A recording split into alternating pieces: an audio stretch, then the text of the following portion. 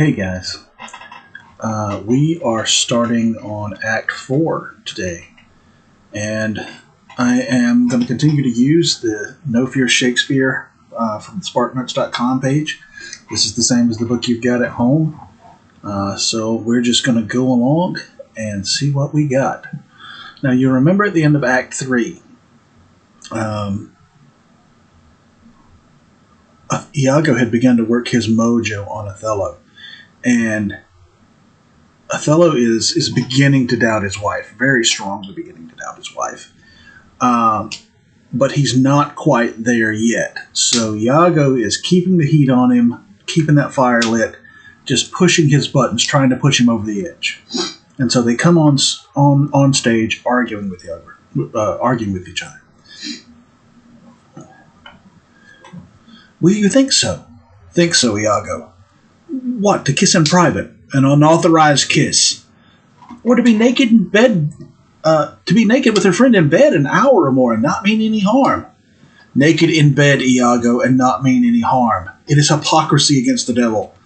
They that mean virtuously and yet do so, the devil their virtue tempts, and they tempt heaven.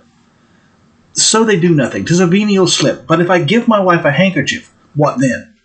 Why, then 'tis hers, my lord, and being hers, she may, I think, bestow it on any man. She is protectress of her honor, too. May she give that. Her honor is an essence that's not seen. They have it very oft that have it not. But for the handkerchief, by heaven, I would most gladly have forgot it. Thou saidest, oh, it comes over my memory as doth the raven over the infectious house, boding to all, he had my handkerchief. Aye, what of that? That's not so good now. What if I had said I had seen him do you wrong, or heard him say, as knaves be such abroad, who, having by their own importunate suit, or voluntary dotage of some mistress, convinced or supplied them, cannot choose but they must blab. Hath he said anything? He hath, my lord, but be you well assured, no more than he'll unswear. What hath he said? Why, that he did. I know not what he did. What? What? Lie. With her? With her, on her, what you will. Lie with her. Lie on her. We say lie on her when we belie her. Lie with her. That's fulsome. Handkerchief, confessions, handkerchief. To confess and be hanged for his labor. First to be hanged and then to confess. I tremble at it. Nature would not so invest herself in such shadowing passion without some instruction. It is not words that shake me thus. Psh! Noses, ears, lips. 'Tis possible. Confess. Handkerchief. Oh, devil. All right, and he passes out. All right. This is something we mentioned earlier, but now we see it full blown. Othello is epileptic, and he had a small seizure, maybe the beginnings of one, in Act 3 when Desdemona comes and finds him in distress and comes to take him to dinner. This is a full-blown grand mal seizure. Like we just said, Iago is just keeping the fire lit under it and just keeping him stressed out. Stress can cause a seizure. I mean, stress is one of the worst things that you can do to your body.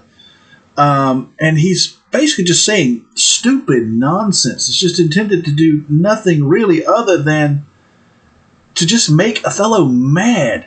Well, maybe they didn't mean to be naked in bed together. Maybe if it was a private kiss, it was okay. And Othello's just like naked in bed together, and it didn't mean anything. Naked in bed together by accident. He's like, stop talking that nonsense. It's stupid. But then he actually does make a good argument. And again, this is what Iago always does. He wraps the lie with the truth. He says, but if I give my wife a handkerchief, it's her handkerchief. If she wants to give it away, it's hers to give away, I think. And Othello counters this with, she is supposed to be the protectress of her honor. She's supposed to keep herself just for me. Can she give that away too? All right. And Iago says, people who are often seemed honorable are often, the people least deserving of an honorable reputation. And again, just the irony of it, Iago being Iago and saying that.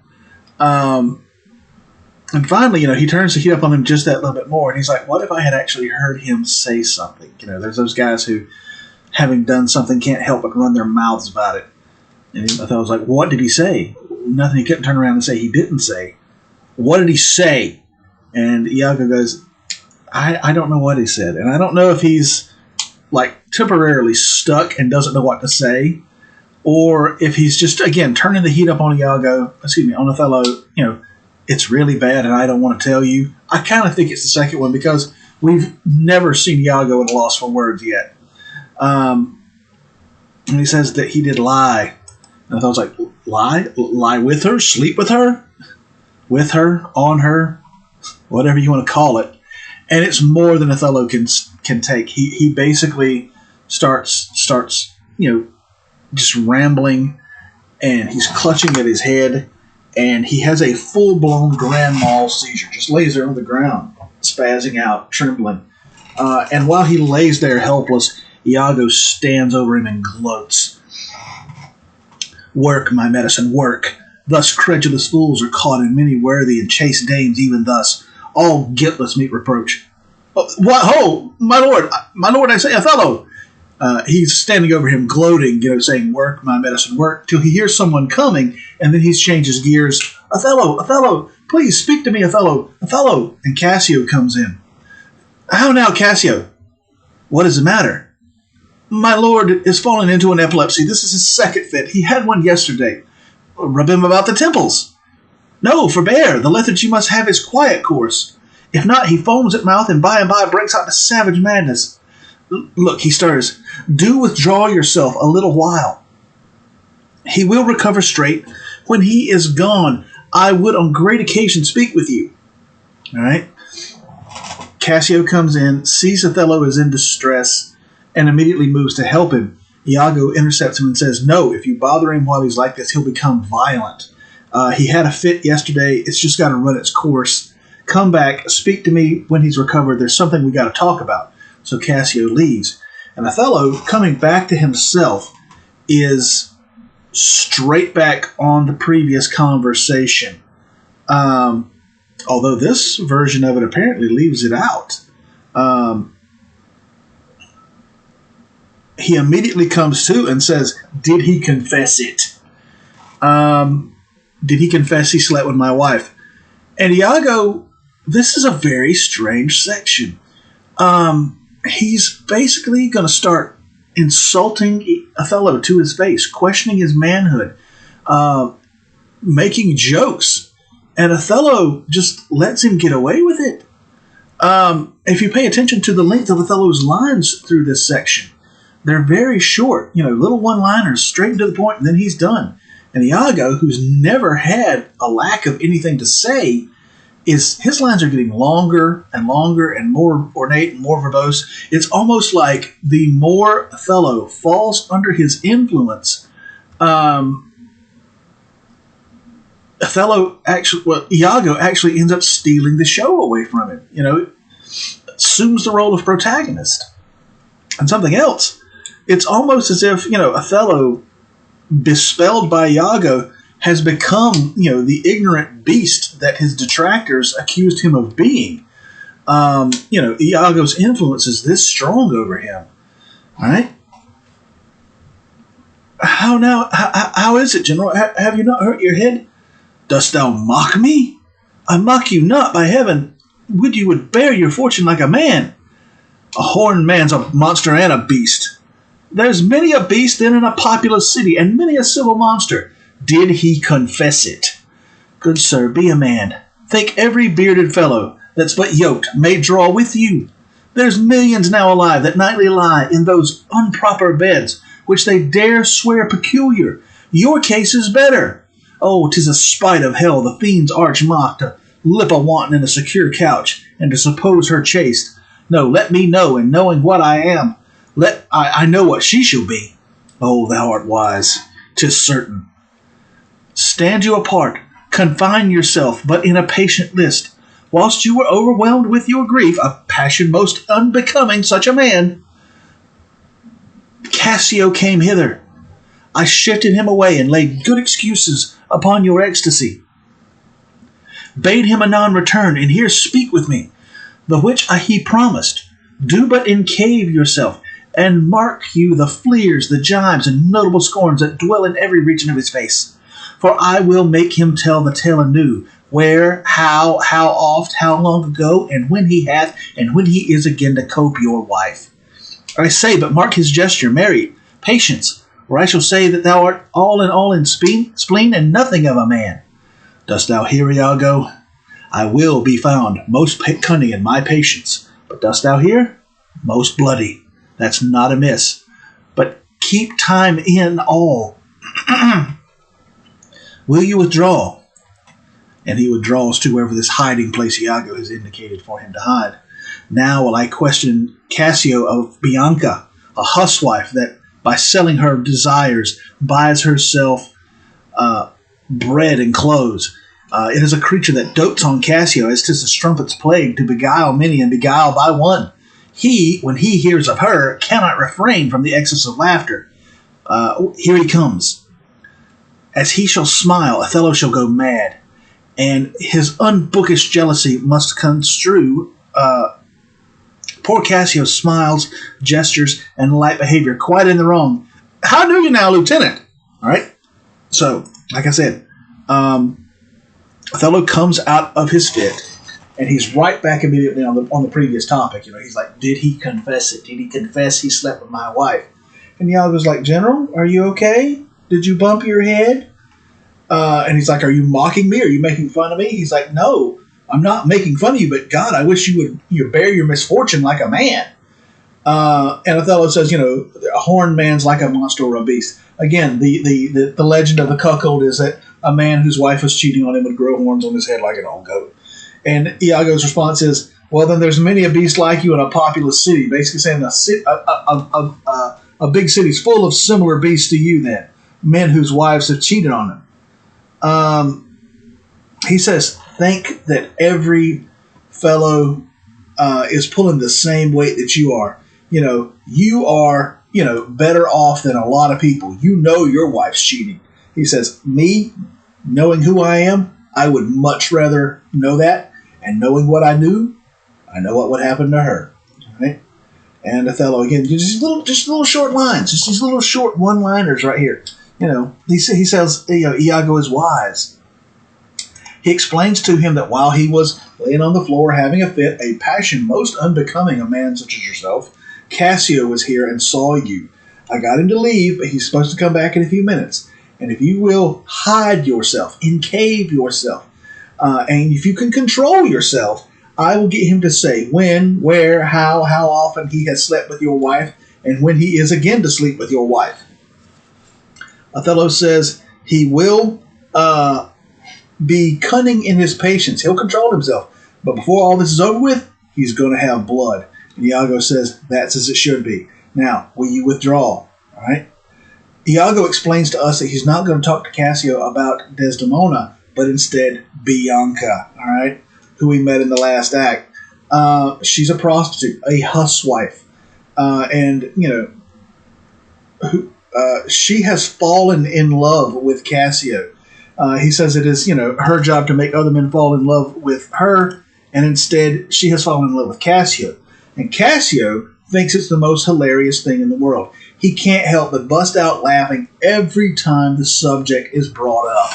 All right? He says Othello will misunderstand, not hear correctly, and will go mad. All right?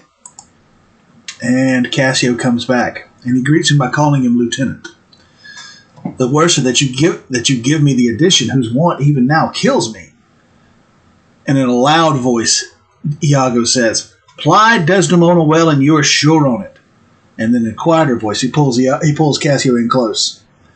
Now, if this suit lay in Bianca's power, how quickly should you speed? And they start laughing. Alas, poor caitiff. Look how he laughs already. I never knew woman love man so. Alas, poor rogue, I think indeed she loves me. Now he denies it faintly and laughs it out. Do you hear, Cassio? Now he importunes him to tell it over. Go to, well said, well said. She gives it out that you shall marry her. Do you intend it? Do you triumph, Roman? Do you triumph? I marry her. A customer? Prithee, bear some charity to my wit. Do not think it so unwholesome.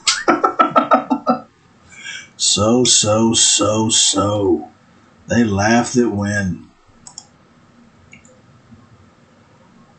Why, the cry goes that you shall marry her. Prithee, say true. I am a very villain else. Ain't that the truth? Have you scored me well? This is the monkey's own giving out. She is persuaded that I will marry her out of her own love and flattery, not of my promise. Iago beckons me. Now he begins the story. She was here, even now. She haunts me in every place. I was the other day talking. The heck is going on?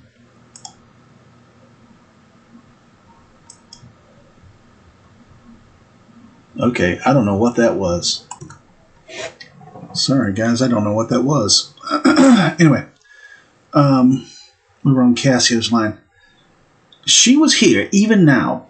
She haunts me in every place. I was the other day talking on the sea bank with certain Venetians, and thither comes the bauble, and by this hand she falls me thus about my neck, crying, "Oh dear Cassio," as it were. His gesture imports it. She hangs and lolls and weeps upon me, so shakes and pulls me. Now he tells how she plucked him to my chamber. Oh, I see that nose of yours, but not that dog I shall throw it to. It's one of my favorite lines in the whole play. Well, I must leave her company. Before me, look where she comes. All right, so we don't know exactly where Othello is hiding. Of course, it's going to depend on the play, the production, and how they're doing it. But wherever he is, apparently he can't hear that well. All right, and what he hears sounds bad, and what he can't hear, he fills in the blanks with his very worst imaginings. Iago calls Cassio over. He's like, "Lieutenant, how you doing?"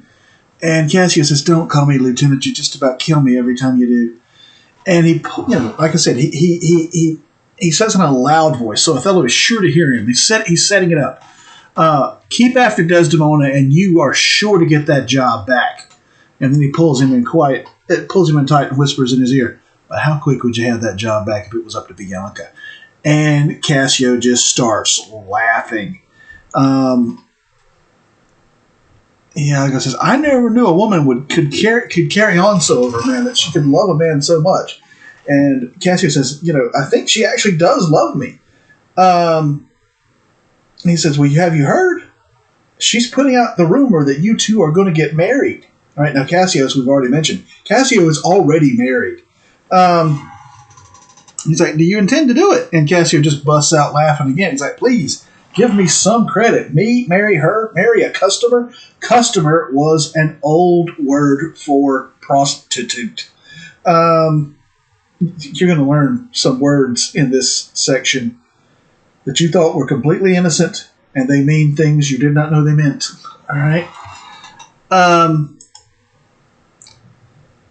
And Iago says, yeah, the rumor's going around that you're going to marry her. And Cassio's like, quit lying. Good Lord. You would not think that such a thing would show up on an educational site. He says, no, this is her giving out, trying to persuade people that I will marry her. No way. That's just not going to happen. All right? He's like, she's all over me. It is getting embarrassing. She was here just now. I mean, she haunts me everywhere. The other day, I was down at the docks talking to certain Venetians, and she just pops up out of nowhere and was just all over me like an octopus. And she was just all over me and just carrying on like a crazy person. He's like, well, I've got to get rid of her. All right. Now, from wherever it is Othello's listening, he misconstrues all of this. All right. He completely misunderstands that we're talking about Bianca and not Desdemona. And like I said, what he hears is bad enough. It's bad to the point where he's ready to kill Cassio. But, what he doesn't hear, he just makes stuff up and fills in the blanks. Cassio starts laughing. He's like, listen to how he's laughing already. And, he's just sort of like, thinking that Cassio is making fun of him, triumphing over Othello by, getting his wife to cheat. Othello, apparently Iago does something to tell Othello to come closer. And he hears the part of the story where, Cassio says that Bianca was hanging all over him and people saw it and it was embarrassing. And then this part right here is kind of just the thing that seals the deal. And now he tells how she plucked him to my chamber. Now he's telling how he slept with her in my bed. All right. Which nothing remotely close to that has been said at all. But he's made it up in his mind that is what is being said. And again, one of my favorite lines in the whole play, I see that nose of yours, but not that dog. I shall throw it to. He's going to basically cut Cassio up piece by piece, starting with his nose. He's going to cut his nose off and slowly feed him to a dog. Nose, lips, tongue, eyelids, ears, and just feed him bit by bit to a dog. All right. Bianca comes in. Tis such another fit you marry a perfumed one. What do you mean by this haunting of me? Let the devil and his damn haunt you. What did you mean by that same handkerchief that you gave me even now? I was a fine fool to take it. I must take out the work? A likely piece of work that you should find it in your chamber and not know who left it there. This is some minx's token, and I must take out the work? There, give it to your hobby horse. Whoever so had it, I'll take out no work. I'll take out no work on it. All right? How now, my sweet Bianca? How now? How now? By heaven, that should be my handkerchief.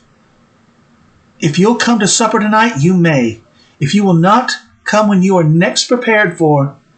All right, she leaves. She comes in, head full of steam, mad as heck. She comes in. He says that she's just like every other prostitute. She stinks of cheap perfume. He's comparing her to a skunk. Skunks were also supposed to be promiscuous animals. You may have seen the old Looney Tunes cartoon, Pepe Le Pew, the French lover skunk. But anyway, she comes in, head full of steam. She starts cussing and fussing. She wads the handkerchief up and throws it at him and says, a fine piece of work that I should have to take the work out of this. A fine piece of work that it should end up in your room and you not know how it got there. She says, give it back to your hobby horse. A hobby horse was another word for slut. Basically, I hate to be blunt, but something anybody could hop on and ride and not get bucked off. That's terrible to say, but that's what the word used to mean.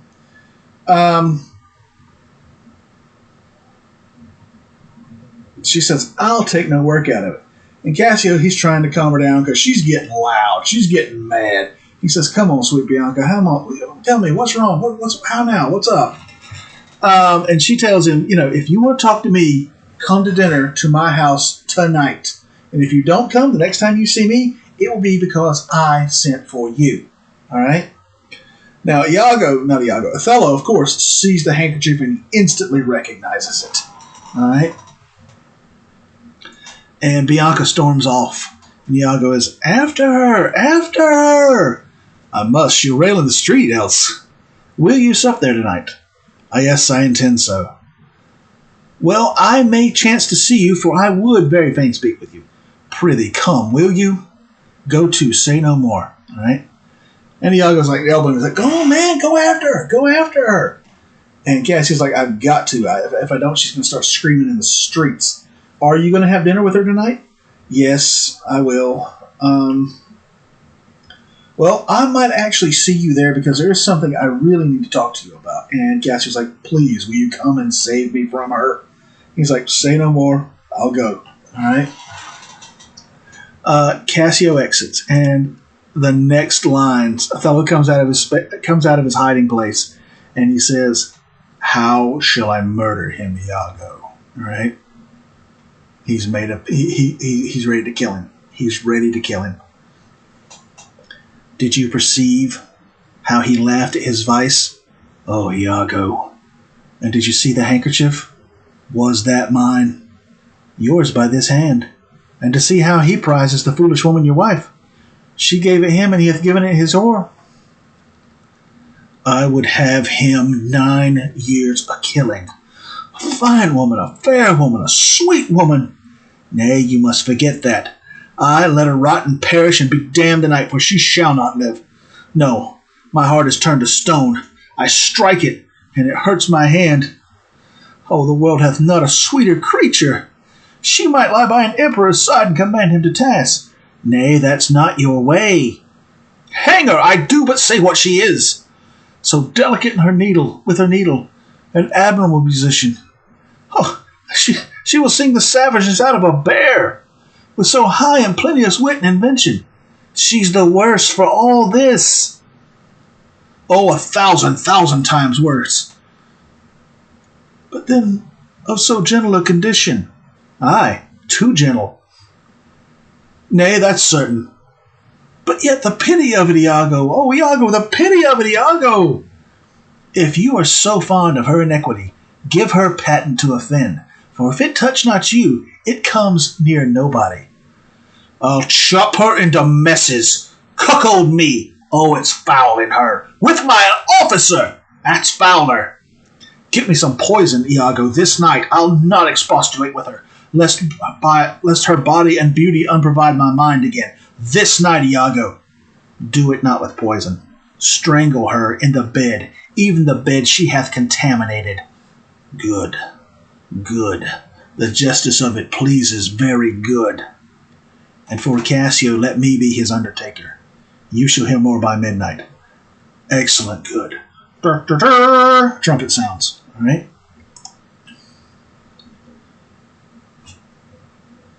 What trumpet is that same? What trumpet is that same? I warrant something from Venice. 'Tis Lodovico. This comes from the Duke. See, your wife's with him. All right, let's back it up.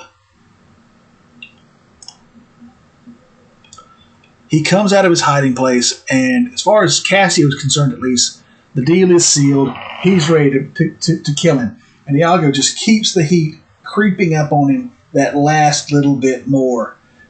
Did you hear how he laughed? Did you see the handkerchief? Yes, was that mine? Yeah, it was yours. And you saw how much it meant to him. Your wife gave it him, and he gave it to his other whore. And he says he would have 9 years to kill Cassio. Just kill him slowly. Torture him to death over 9 years. But Desdemona, he's still torn about Desdemona. He's still divided about Desdemona.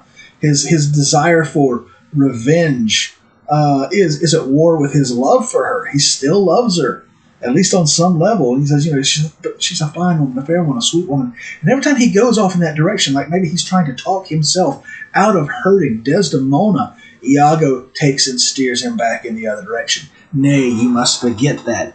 He says, let her rot and perish and be damned, But she's so sweet a creature. Nay, that's not your way.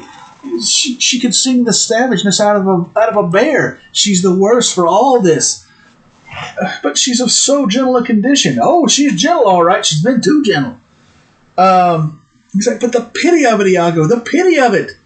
And finally, Iago just turns the knob up to 11 and rips it off.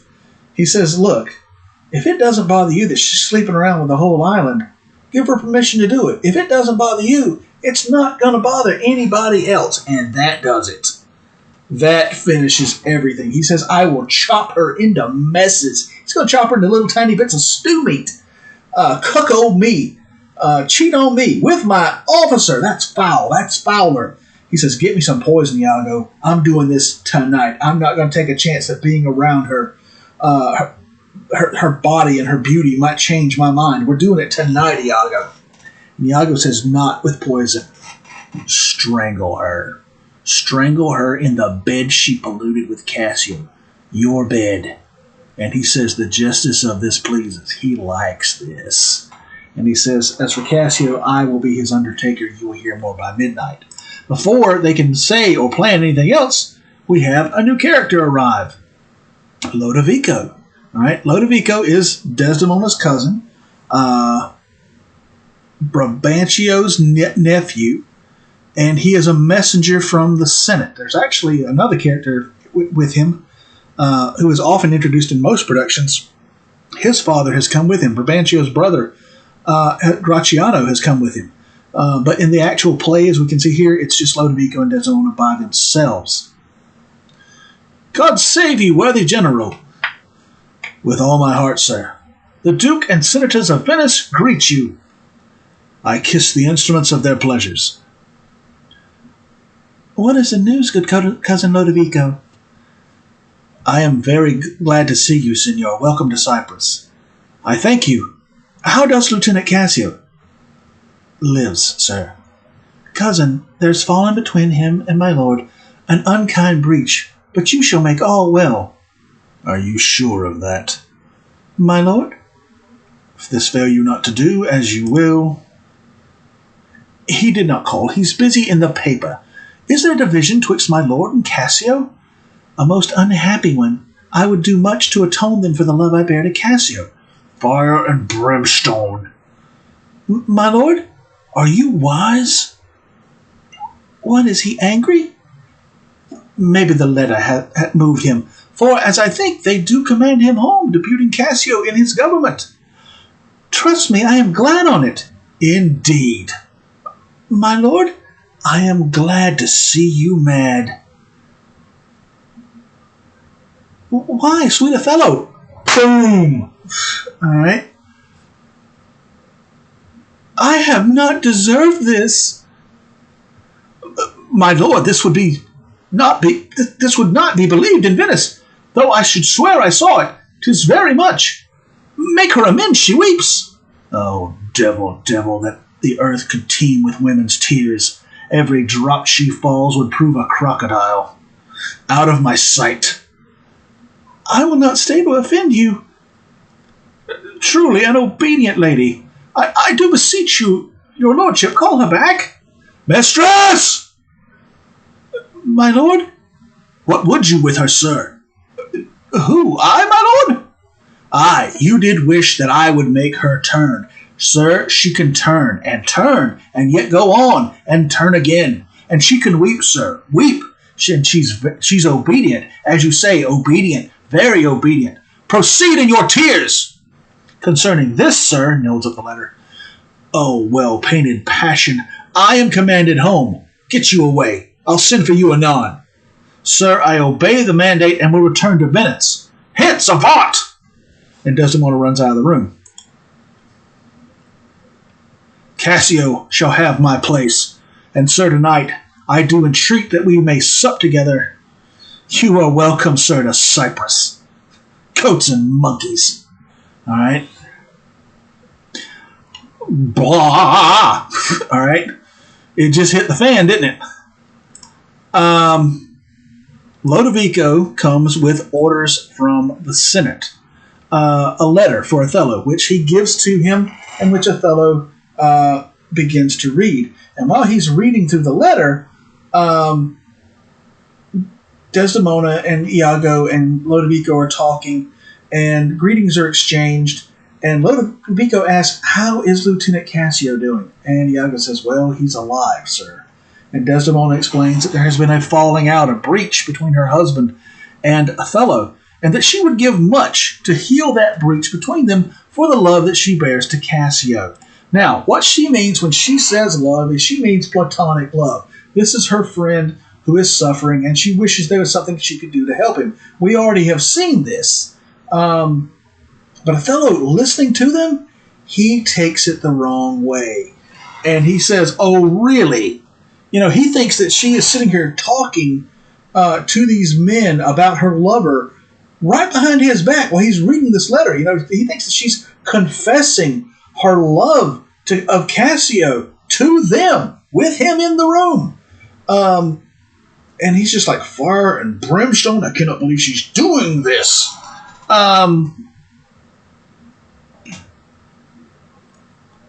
And finally, when Lodovico reveals that, the orders are, since there's not going to be a war, there's no reason for Othello to stay in Cyprus. He is to come home to Venice and to leave Cassio in charge of Cyprus. So no matter what Othello might want, whether he wants Othello to have his job or not, by order of the Senate, he's got it back, and there's nothing Othello can do about it. So that makes him that much more angry. And finally, when Desdemona expresses her happiness over Cassio getting his job back, he turns around and he slaps the taste out of her mouth. All right? It just comes completely out of nowhere, and everybody's jaw drops. Even Iago did not see this one coming. And she is shocked, hurt. She says, I did not deserve that. And Lodovico, a lot of times people tell me, why is her cousin not defending her? Why is he not stepping up for her? Because it's not our world. This is a very different time period than the world we live in. It's almost to the point where Desdemona is Othello's property. All right, that actually is the way it would have been looked at in the Roman Empire. All right, your wife and your children were your property. And maybe possibly this filtering down through Italy.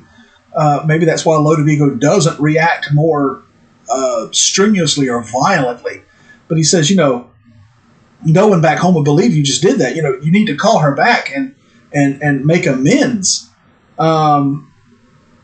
He says that all women's tears are crocodile tears, false tears. Everyone that falls to the ground produces a serpent. And he orders her away. And she wants to get the heck out of there. She's hurt. She's embarrassed. She doesn't know what's going on. And as she goes to leave, Lodovico, again, asks Othello to call her back. And he does. And she comes back, and she's very embarrassed, and she's holding her face. And he's like, what do you want with her, sir? And Lodovico's like, what do you mean what I want with her? You said call her back. She's back. You told her to turn. She turned. She can turn. She can turn all night if I tell her to. Turn! And he just yells at her, turn. And he yells at her again. And so she's just not knowing what to do. She just, she will obey me,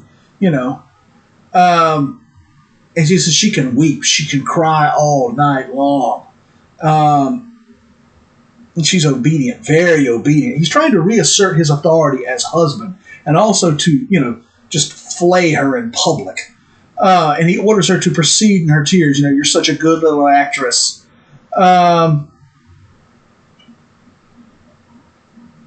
He's in the process of yelling at her and telling her to get out. He's talking to Lodovico and saying, this letter commands me home, and Cassio is to take my place. Finally, he just screams at Desdemona, "Avaunt, get out!" All right, and she runs off crying. And he tells Lodovico that we will discuss the particulars of this letter tonight over dinner. Welcome to Cyprus. And he storms off, cussing and fussing about the horny animals.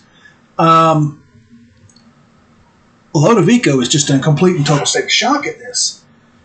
And Iago, he says to Iago, is this the noble Moor whom our full senate call all in all sufficient? Is this the nature whom passion could not shake, whose solid virtue the shot of accident nor dart of chance could neither graze nor pierce?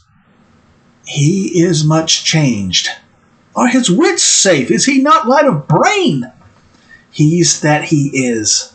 I may not breathe my censure. What he may be,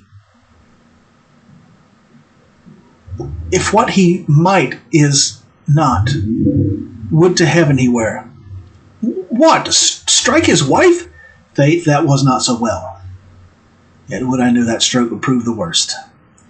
Is it his use, or did the letter work upon his blood and create his fault?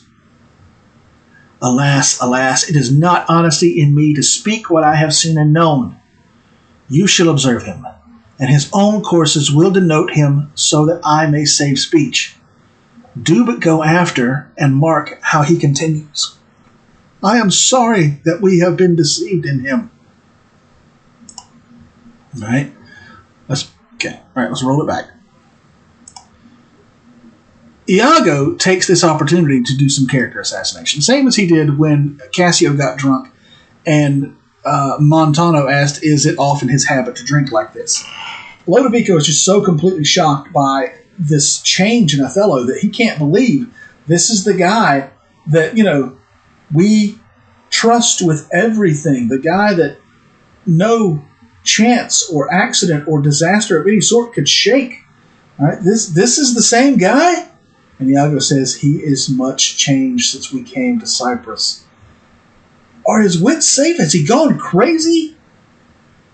And Iago says, he is that he is. I'm not saying anything negative about him. I just wish to God that he was what he was supposed to be. Is it his habit to strike his wife? Iago says, that was bad, but I wish to God I knew that that was the worst thing that he was going to do to her tonight, implying that, yes, he does beat his wife, and frequently, and worse. He tells Lodovico, I can't tell you what I know. It wouldn't be honest as his officer to do so. But if you want to see what he's really like, follow him for yourself, and you will see for yourself who he really is.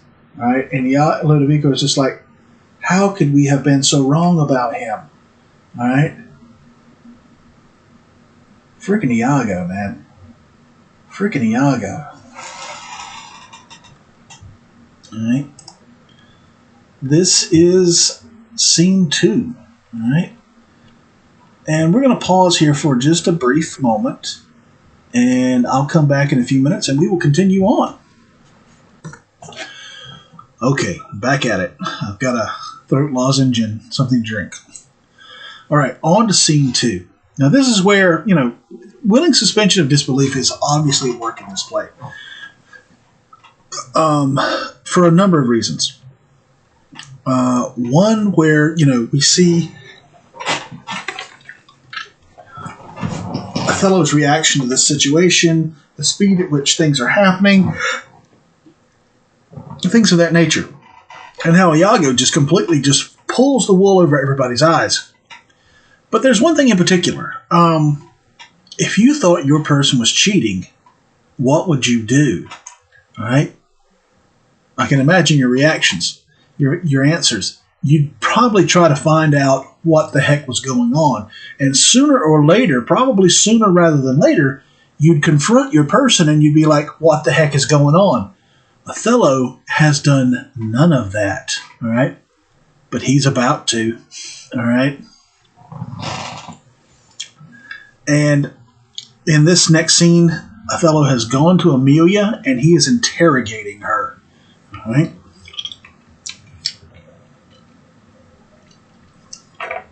Because I can't do this wet thing in my mouth.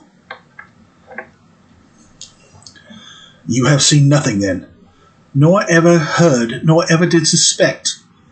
Yes, you have seen Cassio and she together. But then I saw no harm, and I heard each syllable that breath made up between them. What, did they never whisper? Never, my lord. Nor send you out of the way. Never. To fetch her fan, her gloves, her mask, nor nothing.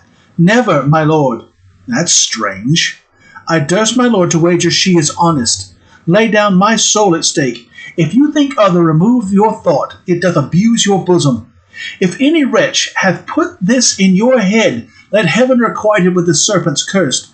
For if she be not honest, chaste, and true, there's no man happy. The purest of wives is foul as slander. Here's the thing about Amelia, and she does it all throughout this act. She keeps hitting the nail right on the head. All right? Come. Bid her come hither. Go. she says enough. Yet she's a simple bawd that cannot say as much. This is a subtle whore, a closet lock and key of villainous secrets.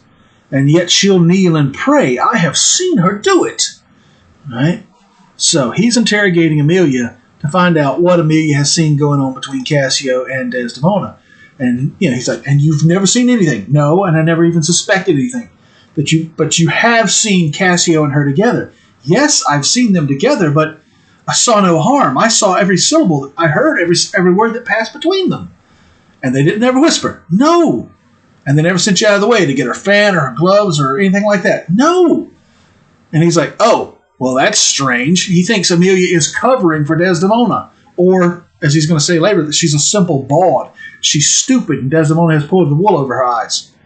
But then again, like I said, Amelia just kind of nails it. She says, I would wager my soul that she is honest. All right?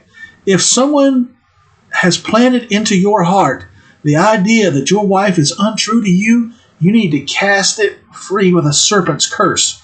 All right? There's never been a more honest, chaste, or true woman than your wife. All right? She's nailed it. Iago has planted this lie in Othello's heart. All right? But he's past the point where he's willing to listen anymore. He sends Amelia to go get Desdemona. And when she leaves, something weird happens. He starts talking to us the same way Iago does. He says, she said enough. All right? She's saying all the right things, but she's just an idiot. All right? He says, my wife is a subtle whore, sneaky whore. He says, I've seen her kneel down and pray like an honest woman. All right? Desdemona comes in, and he finally confronts her. All right?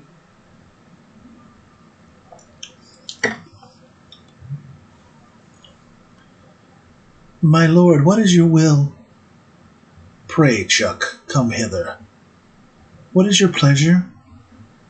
Let me see your eyes. Look in my face. What horrible fancy's this?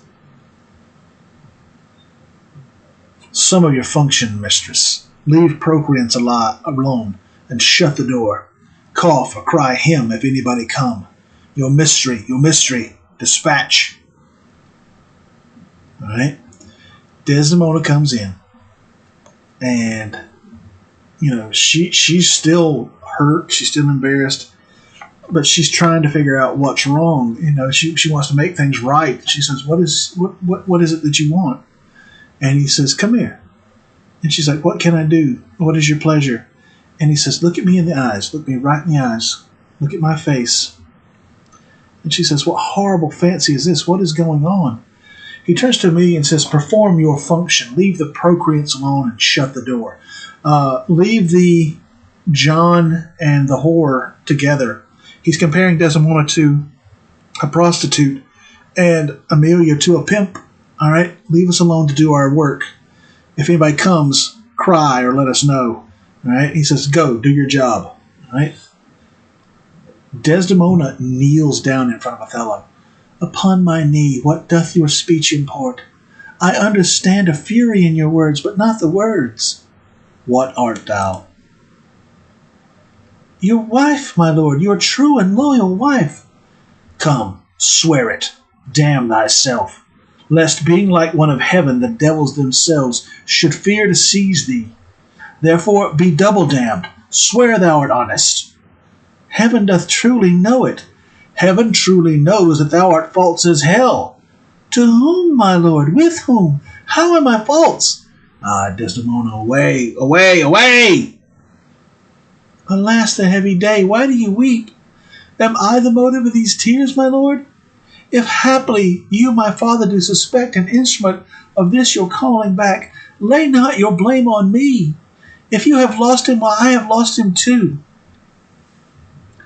Had it pleased heaven to try me with affliction, had they rained all kinds of sores and shames on my bare head, steeped me in poverty to the very lips, given to captivity me and my utmost hopes, I should have found in some place of my soul a drop of patience. But alas, to make me the fixed figure for the time of scorn, to point his slow and moving finger at. Yet could I bear that too, well, very well. But there where I have garnered up my heart, where either I must live or bear no life, the fountain from the which my current runs or else dries up, to be discarded thence. Oh, keep it as a cistern for foul toads to not engender in. Turn thy complexion there. Patience, thou young and rose-limbed cherubim. Aye, there, look grim as hell. I hope my noble lord esteems me honest. Oh, aye, summer flies are in the shambles, that quicken even with blowing. Oh, thou weed, who art so lovely and so fair and smell so sweet, that the senses ache at thee. Would thou hadst never been born. Alas, what ignorant sin have I committed? Was this fair paper, this most goodly book, made to write horror upon? What committed? Committed? O thou public commoner! I should make very forges of my cheeks that would to cinders burn up modesty, did I but speak thy deeds. What committed? Heaven stops the nose at it, and the moon winks. The bawdy wind that kisses all it meets is hushed within the hollow mine of earth, and will not hear it. What committed? Impudent strumpet! By heaven, you do me wrong. Are you not a strumpet? Know as I am a Christian, if to preserve this vessel for my Lord from any other foul, unlawful touch, be not to be a strumpet, I am none. What, not a whore? Know as I hope to be saved. Is it possible? Oh, heaven forgive us. I cry your mercy then. I took you for that cunning whore of Venice that married Othello. You, mistress, that have the office opposite to St. Peter and keep the gate of hell. You. We have done our course.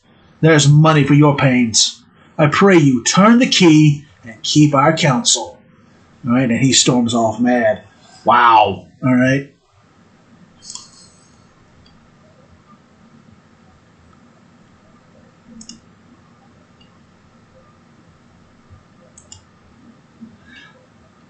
When Amelia leaves, Desdemona kneels down before him and says, I don't understand. I hear anger in your words, but I don't understand where the anger is coming from.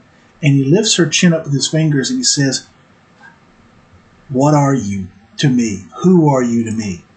And she says, I'm your wife, your true and loyal wife. He tosses a Bible down on the floor in front of her and says, swear it, damn yourself. Being like one of those, bound for heaven that devils should fear to seize, go ahead and damn yourself doubly. Swear that you are honest. She puts her hand on the Bible and swears heaven doth truly know it. And he says, heaven knows you are as false as hell to me. And she says, with whom? How? What have I done? I don't understand. And he can't deal with it.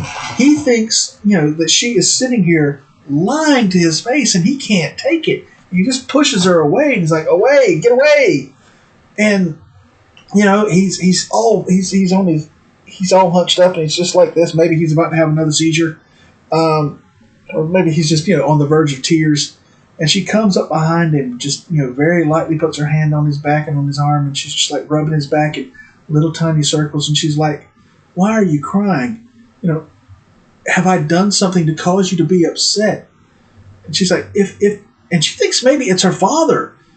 She thinks maybe her father is responsible for having Othello recalled to Venice. And she says, if you think he's done this, if he's hurt you, don't put it on me. I'm done with him if he's hurt you. All right?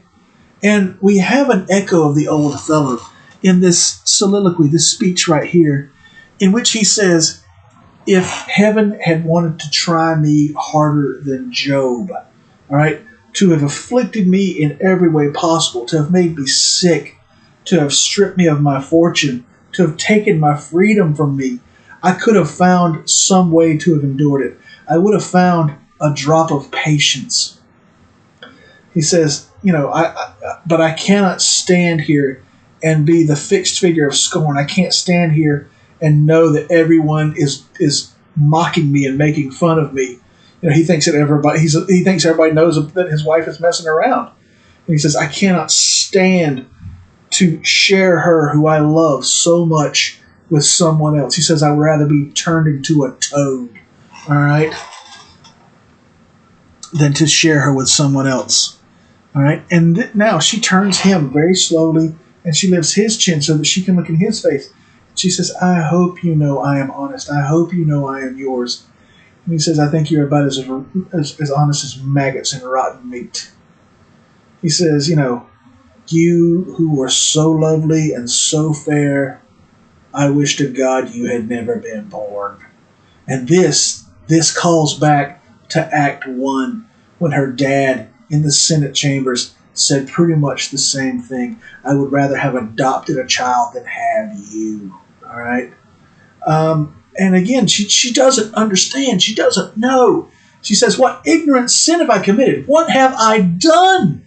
And again, this is where the willing suspension of disbelief comes in.